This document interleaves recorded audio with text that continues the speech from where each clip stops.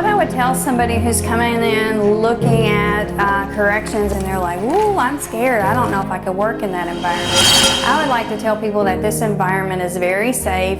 Coming from an emergency room background, oftentimes you don't know what's coming in the door. You don't know what they may have stashed away in their pocket or in their pants. In this environment, we always know that we're going to be safe because we have deputies around us all the time when we're doing our job. We have an emergency response team that's here in the jail.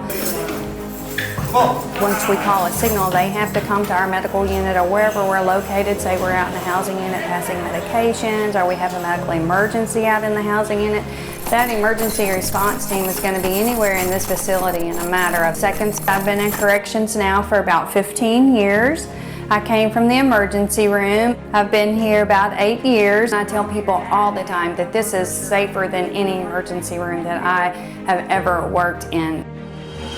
This job is different because we really care about our inmates. When we are going through training and we're teaching our nurses how we nurse, what we do, we tell them our patients, our inmates, they are somebody's brother, they're somebody's mother, they're somebody's uncle, they're somebody's son. And we're going to give the same standard of care that you would receive if you were going to the doctor's office out on the street or if you were going to the emergency room out on the street. And as far as I'm concerned, we give better care because we don't have all that ancillary staff that you would have like in an emergency room or a clinic. We have to know, hey, what do we need to do? And we do so accordingly. I mean, we do a really good job of taking care of our inmates here at the Kettle Parish Sheriff's Office.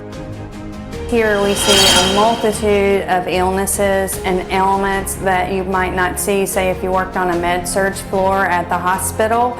Some of our inmates have not been to a physician or seen a doctor of any sort in years, and we might find that they have significant high blood pressure, they are a severe diabetic, they could be in kidney failure, they have all sorts of things that go on with them that they don't know about. And so we explain these disease processes to them, and we get to really educate our inmates on that, and we get to treat them. Every once in a while, you get somebody, and once they release, you see them at a local, grocery store or whatever, and they may say, "Oh wow, hey Miss Kelly, how are you doing? Thank you so much for helping me out." And so it's really rewarding on that aspect.